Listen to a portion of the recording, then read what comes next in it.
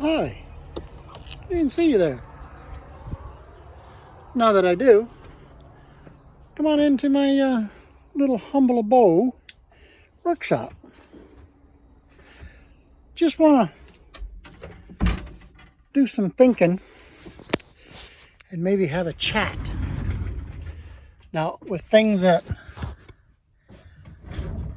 matter to me, but are not necessarily everybody's thing. I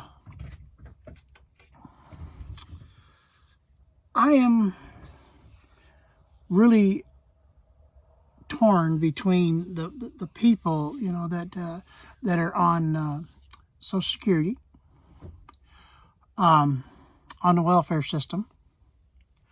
What gets me is that we're bringing these people in from other countries and automatically put them on the welfare system. Now, I am originally from Canada, been here in the United States, down here in the South, for 45 years. And what gets me is the staggering things that I see. When I became a U.S. resident, they told me one thing: I could not become a ward of the state, which means I cannot collect welfare, which I never did. But this is very unfortunate, but between 11 and 13% of people on welfare, it's fraud. They commit fraud. And that could even be higher. I mean, that's just, what I find is 11 to 13% commit fraud. I mean, they have people that are working in the household and living there and maybe paying the rent, but the people that are on the welfare say there's nobody living there. That's I don't think that they should be able to get away with stuff like that. 70% of Americans. Now think about this. 70% of Americans are one paycheck away from being on welfare. Stop and think about that for a second. Everything in the world goes up. The groceries, the gas, insurance. That's a goddamn scam to start with.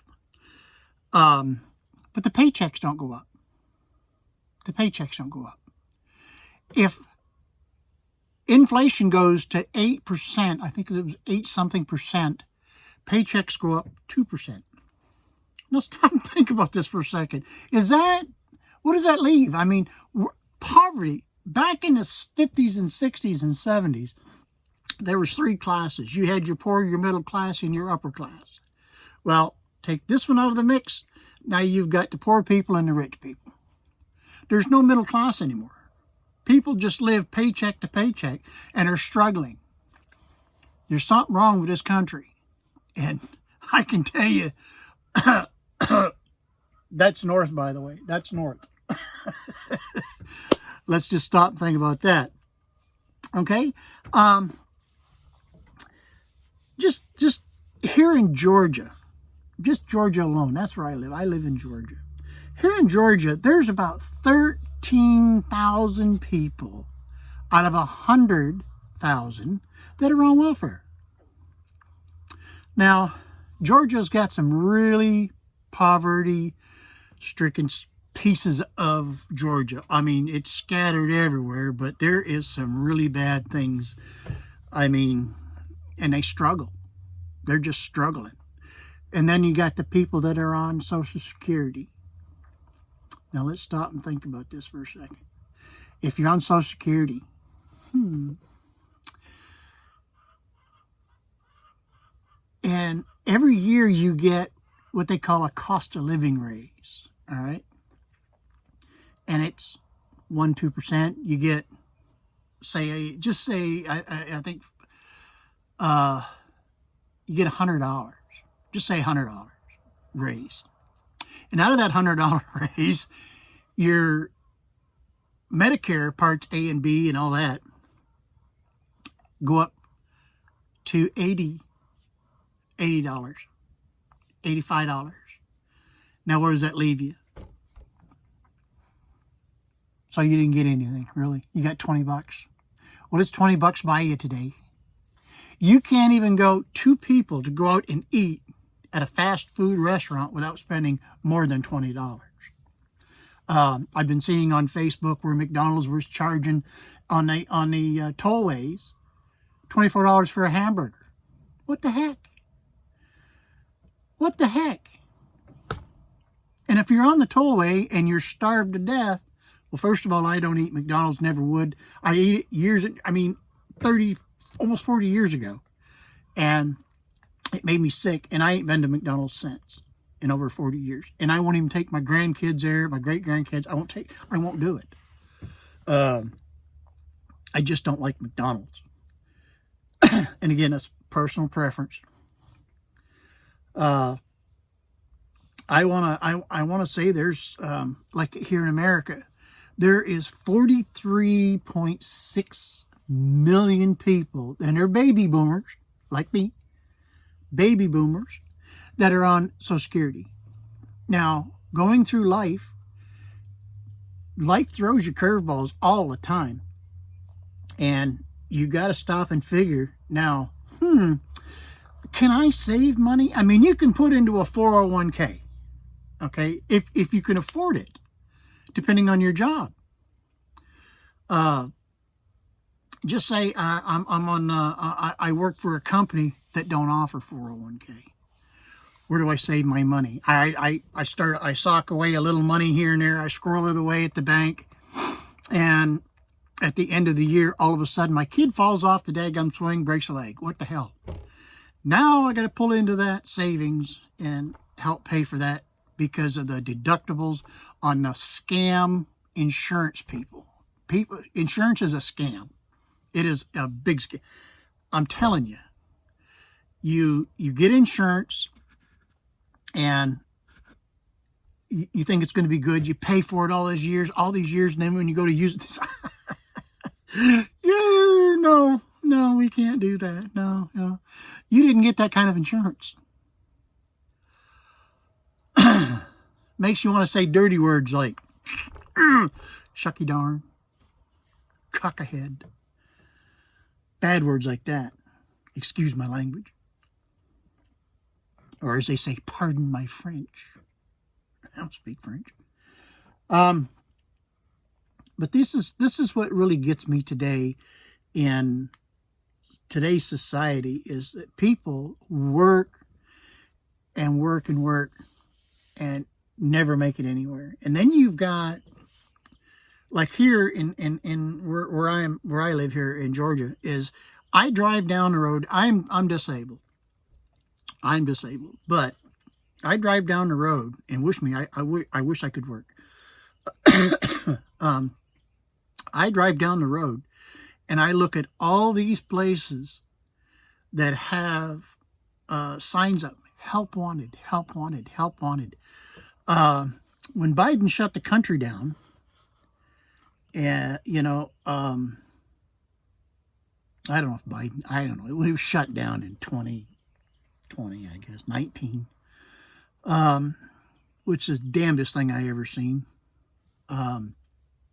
But we, as Americans, when it was time to go back to work, a lot of them didn't. They figured, well, the government's going to pay me to stay at home, so why not stay home and play my video games?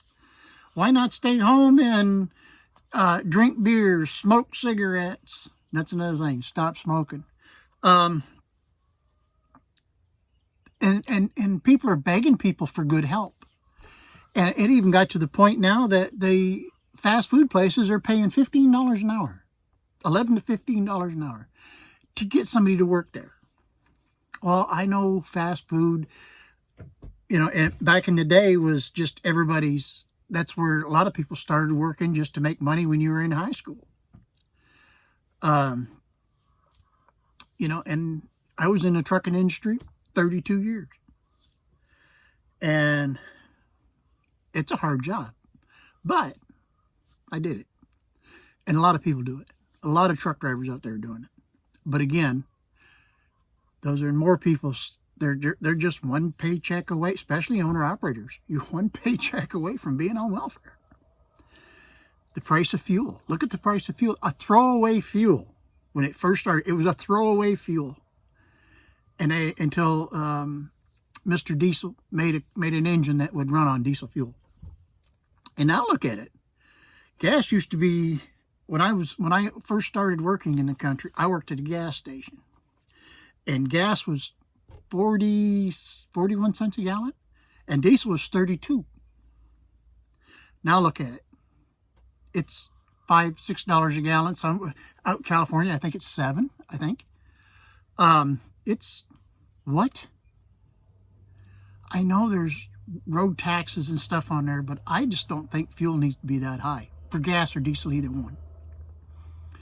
I think what we need to do is, as Americans, residents, if you're not an American, you're just living here, and you're a resident, take up a vote. Take up a vote.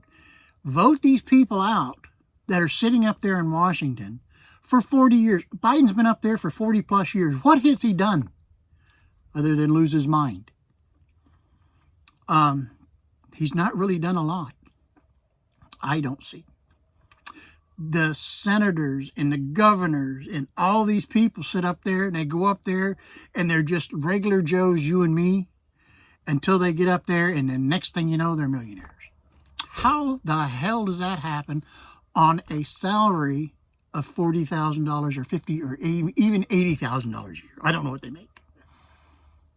But within their first year or two, they're millionaires.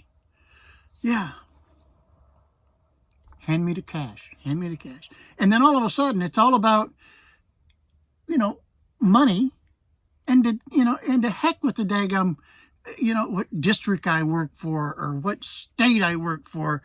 I'm in Washington, supposed to be working for the people. They don't work for the people anymore, people. They work for themselves. We need to take that back. I don't want to get too long-winded here. We're into this about 13 minutes. I don't want to get real long-winded. I'm going to post this to a YouTube. I just started. And I hope you will subscribe, send comments. Let me know what you think. Let me know what you think. And trust me, I will read them. There's a lot of people, YouTube people, I'll read them. Nope, they don't. I want to shout out to This and That Garage. I asked him a question, and he's a small channel. He's a small channel. Really, really nice guy. His name's Chad, and he answered me back. I sent him an email. He answered me back to answer my question. Really nice guy. There are other people out there that got really nice YouTube. I watch a lot of YouTube. I'm hooked on YouTube, by the way.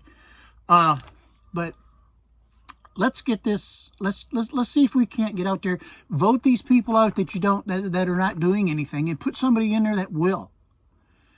And vet them. Don't just say, "Oh, I think so and so is a really good guy. I seen him at a restaurant one time, all the way over there, and people were surrounding him. I think they were a nice guy." No, vet them. If you don't know what vet them means, get in there, find out what they're all about. Look at their history. Look at their past. Look what has they done anything in the position they're in, like if they were a mayor, or maybe they were a senator and they want to be a senator and get out there and do something. Make sure they're doing it, because you know something, people? They work for you, the American people. You don't work for them, they work for you.